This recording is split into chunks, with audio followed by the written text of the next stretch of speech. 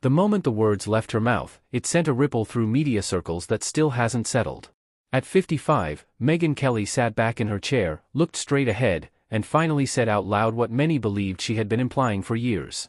Her feelings toward Meghan Markle were not neutral, not misunderstood, and not the result of media spin. They were real, deeply rooted, and shaped by a long trail of moments that, according to Kelly, built into something she could no longer soften or reframe. If you found this report insightful, take a moment to reflect on how celebrity culture shapes health trends and why responsible conversation matters. Please hit the like button, subscribe to the channel, and turn on the notification bell for more in-depth coverage that goes beyond the headlines and keeps you informed as these stories continue to unfold. Share this video, leave your thoughts in the comments section. For years, Megyn Kelly has been accused of being overly harsh, even obsessed, when it comes to Meghan Markle. Critics said she was unfair. Supporters said she was simply honest. But until now, Kelly herself had never fully unpacked the emotional core behind her commentary.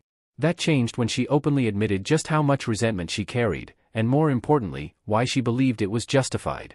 This was not a casual remark or a throwaway line.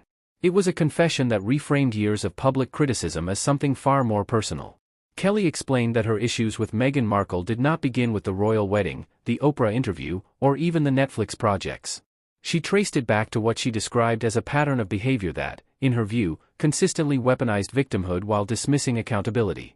As a journalist who built her career on confronting power, Kelly said she felt increasingly frustrated watching what she saw as selective outrage and carefully curated narratives dominate headlines without meaningful challenge. According to Kelly, the turning point came when criticism of Megyn was no longer treated as debate, but as moral failure. She argued that media figures, commentators, and even ordinary viewers were pressured into silence or praise, while skeptics were branded cruel or biased. For someone who built her reputation on asking uncomfortable questions, that environment felt suffocating. Kelly said the more she watched Megyn be shielded from scrutiny, the stronger her resentment grew. She admitted that the emotion was not pretty. She used the word hated deliberately, saying it was time to stop pretending her feelings were neutral. In her view, honesty mattered more than politeness. Kelly stated that she hated what Megyn represented in modern media culture, a figure who, in her opinion, blurred the line between activism and self-promotion while punishing dissent.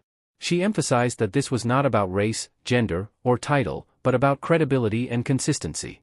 Kelly pointed to interviews and public appearances where she believed Megyn contradicted herself, telling different versions of the same story to different audiences. She argued that mainstream outlets rarely challenged these inconsistencies, and when they did, the backlash was swift. For Kelly, this double standard became impossible to ignore. She said it reminded her of why trust in media has eroded, and why audiences feel increasingly manipulated. As the conversation continued, Kelly acknowledged that her tone over the years had often been sharp. She did not apologize for it, but she did contextualize it. She said frustration, when left unaddressed, turns into anger, and anger eventually hardens into something closer to hatred. In her words, it was an emotional response to what she saw as a system that rewards narrative control over truth. What made this admission resonate was not just the word itself, but the calm way Kelly delivered it. There was no shouting, no dramatic flourish. Just a matter-of-fact acknowledgement that her criticism had always been personal because it reflected a broader disappointment with modern celebrity culture. She said Meghan Markle became a symbol of that culture, not its sole cause, but its most visible example. Reaction to Kelly's comments was immediate. Supporters praised her for saying what they believed many journalists privately felt but would never admit. They argued that honesty, even when uncomfortable, is better than sanitized commentary. Critics, however, accused Kelly of validating personal animosity under the guise of journalism, warning that such admissions risk blurring the line between reporting and vendetta. Kelly responded to those criticisms by reiterating that transparency matters.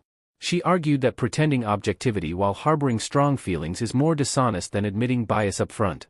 In her view, audiences are smart enough to weigh commentary when they understand where it comes from. She insisted that her reporting remained grounded in facts, even if her opinions were unapologetically sharp. She also addressed the idea that her age played a role in her willingness to speak so openly. At 55, Kelly said she felt less interested in pleasing gatekeepers or managing perceptions. She described a sense of professional freedom that comes with experience, where saying the truth as you see it becomes more important than maintaining access or approval. That stage of life, she said, strips away the need for careful hedging. The broader media landscape provided context for why this admission landed so hard. Public trust in journalism is fragile, and high-profile feuds often dominate discourse. Kelly's comments forced a conversation about whether journalists should reveal personal biases or strive to conceal them. Her stance was clear. She believes the audience deserves clarity, even if it invites controversy. Meghan Markle supporters were quick to push back, arguing that Kelly's admission proved their long-held belief that criticism of Meghan was driven by personal dislike rather than fair analysis. They pointed to years of negative coverage as evidence of targeting. Others countered that disliking a public figure does not automatically invalidate criticism, especially when that figure actively shapes public narratives. What remains undeniable is that Kelly's statement shifted the tone of the debate. It moved the conversation from speculation about motives to a direct acknowledgement of them. Whether one agrees with Kelly or not, her willingness to name her feelings disrupted the usual dance of plausible deniability that dominates media commentary. Kelly concluded her remarks by saying she did not expect forgiveness or agreement. That was never the point. The point, she said, was honesty. She argued that audiences are tired of scripted outrage and performative neutrality. In her view, authenticity, even when messy, is the only way forward for media figures who want to retain credibility. As this moment continues to reverberate, it raises a larger question about the future of public discourse. Can journalists admit personal bias without undermining their work, or does transparency actually strengthen trust? Kelly clearly believes it does. Her critics remain unconvinced. But the conversation she sparked is one that will not fade quickly. What is clear is that this was not just about Megyn Kelly and Meghan Markle. It was about the collision of media, celebrity, and honesty in an era where every word is dissected and every motive questioned. By choosing blunt admission over careful phrasing, Kelly forced audiences to confront